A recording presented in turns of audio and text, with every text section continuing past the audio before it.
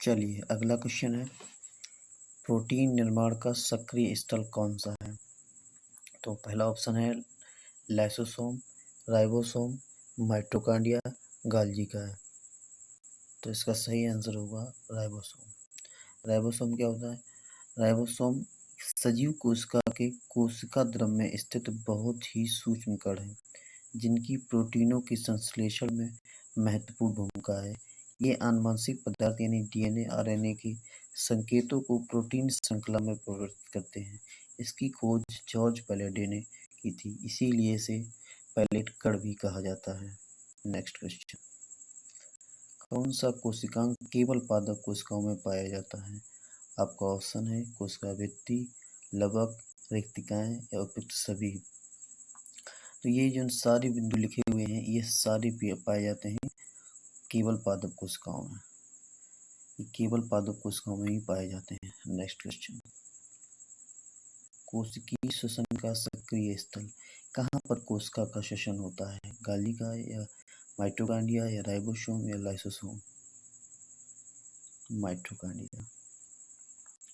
श्वसन की क्रिया प्रत्येक जीवित कोशिका के कोशिका द्रव्य यानी साइटोप्लाज्म या माइटोकॉन्ड्रिया में संपन्न होती है।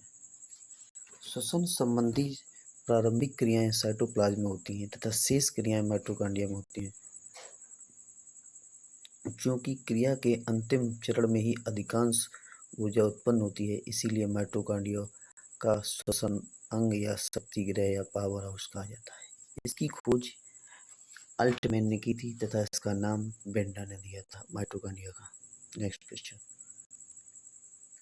अवर्णीय लवक यानी ल्यूकोप्लास्ट मुख्यतः कहाँ पाए जाते हैं?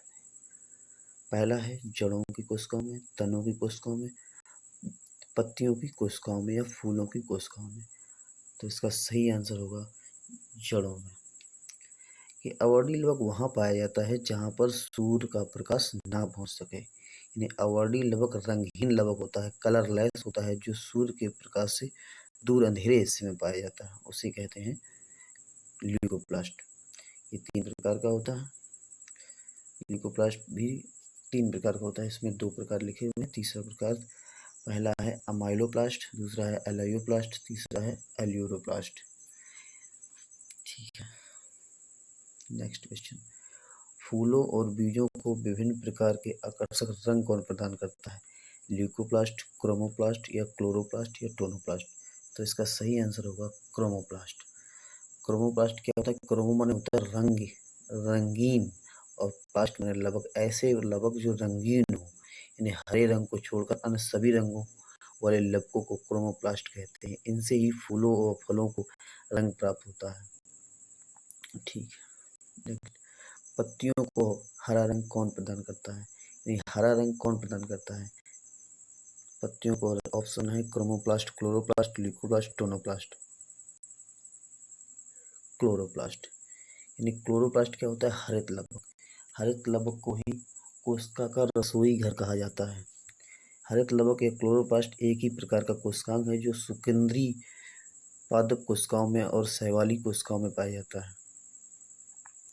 नेक्स्ट क्वेश्चन, कोशिका की आत्महत्या की थैली किसे कहा जाता है? ये आरआरबी एएसएम सीजी 2004 में आया हुआ है। आरआरबी में देख लेना, इंपॉर्टेंट क्वेश्चन है। ऑप्शन है लाइसोसोम, राइबोसोम, न्यूक्लियोसोम या गाल्गी का है। आत्महत्या की थैली लाइसोसोम को कहा जाता है। लाइसोसोम क्या है? जंतु कोशिका के कोशिका द्रव्य में पाए जाने वाला आवरण युक्त गोल गोल थैलीनुमा अंगाणुओं को लाइन का लाइसोसोम कहते हैं। इसका मुख्य कार्य क्या होता है? पाचक रसों को कोशिकाओं में पहुंचाना। मेन कार्य इसका यही होता है। नेक्स्ट क्वेश्चन, लाइसोसोम में पाया जाने वाला वह एंजाइम जिनमें जीव द्रव्य को खुला देने या नष्ट कर देने की क्षमता होती है क्या कहलाता है? सेल, सेप, साइटोप्लाज्म, न्यूक्लियोप्लाज्म या हाइड्रोलाइटिक एंजाइम? क्या होता है? Hydrolytic enzyme. Hydrolytic enzyme lysosome में पाया जाता है। लाइसोसोम एक प्रकार का कोशिकांग है जो लगभग सभी प्रकार के यूकैरियोटिक कोशिकाओं में पाया जाता है। यूकैरियोटिक क्या होती है? जिनमें पूर्ण विकसित कोशिका पाई जाती है, उनमें पाया जाता है। नेक्स्ट, 80% से अधिक सेल यानी कोशिका में क्या पाया जाता है? ये बी यानी बिहार पीसीएस में आया 1994 में। तो क्या पाया जाता है? प्रोटीन, चर्बी, खनिज या जल? तो जल। और सेल के बारे में पूरी जानकारी पता ही है। नेक्स्ट, निम्नलिखित में से किसने यह मूल अवधारणा प्रस्तुत की कि सभी जीव कोशिकाओं के बने होते हैं?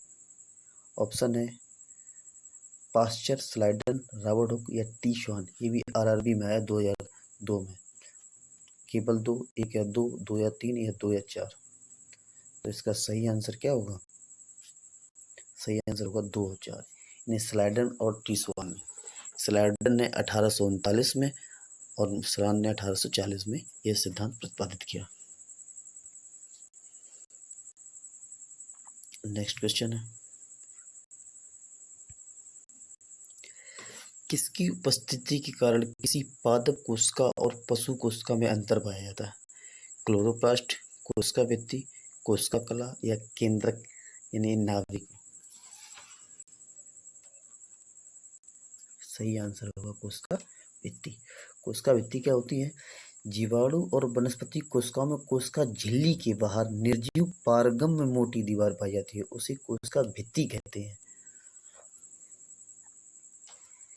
गॉल्गी इकाई का प्रमुख कार्य क्या होता है? श्वसन, कोशिका विभाजन करना या पाचक रस उत्पन्न करना या स्त्रावी करना, यानी स्त्राव करना किसी चीज का। तो गॉल्गी इकाई का मुख्य कार्य क्या होता है? किसी चीज का स्त्राव करना। यानी गॉल्गी इकाई, इसकी खोज कैमलो गॉल्गी ने की थी। यह सूक्ष्म नलिकाओं के समूह एवं थैलियों का बना होता है। सभी यूकेरियोटिक कोशिकाओं में गॉल्गी इकाई उपकरण पाया जाता है। इसका मुख्य कार्य भित्ति और सेल प्लाट का निर्माण करना होता है। इसमें वसा तथा प्रोटीन अधिक होता है, किंतु राइबोसोम के कण नहीं पाए जाते हैं। क्वेश्चन पूछा जाता है कि राइबोसोम के कण किस में नहीं पाए जाते हैं? तो गॉल्गी का यानी गॉल्गी बॉडी में नहीं पाए जाते हैं। नेक्स्ट क्वेश्चन, निम्नलिखित में से कौन सा कोशिकांग डीएनए रखता है? ये देखो आईएस आया है, आईएस 2001 में आया है। कौन सा कोशिकांग डीएनए रखता है? सेंट्रियोल, गॉल्गी का, लाइसोसोम या माइटोकॉन्ड्रिया?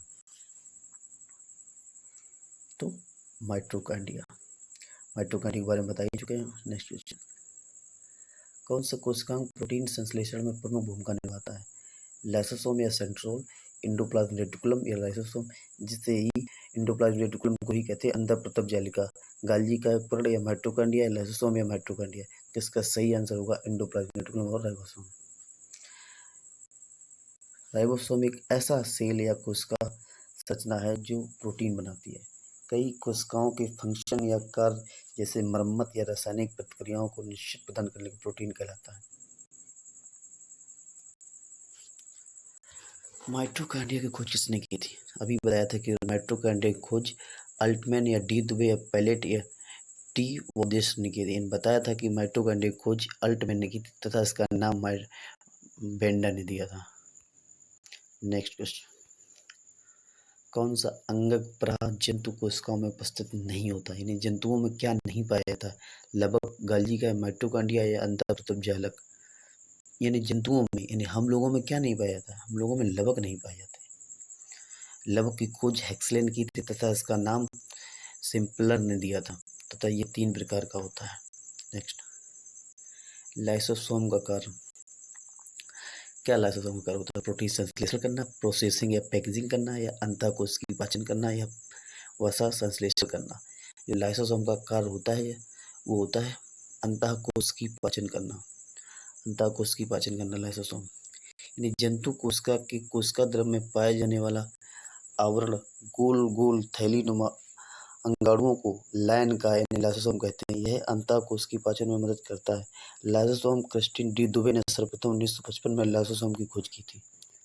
इसके बहुत मुख्य कार्य हैं। सबसे मुख्य कार्य याद रखना है अंतःकोश की पाचन करना। नेक्स्ट क्वेश्चन, कोशिका भित्ति सेल वॉल किसकी बनी होती है?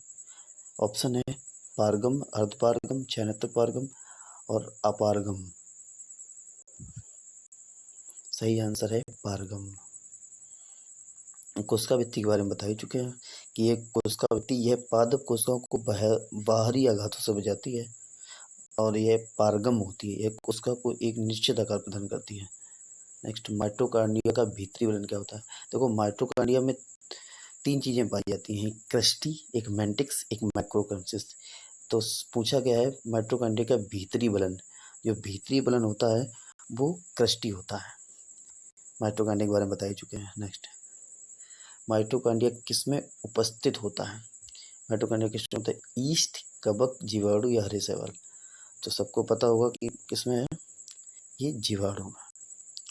माइटोकॉन्ड्रिया जीवाणुओं और स्तनधारियों की आरबीसी कोशिकाओं में अनुपस्थित होता है। आरबीसी में माइटोकॉन्ड्रिया अनुपस्थित होता है। ठीक है, बाकी चैनल को सब्सक्राइब करें, शेयर करें।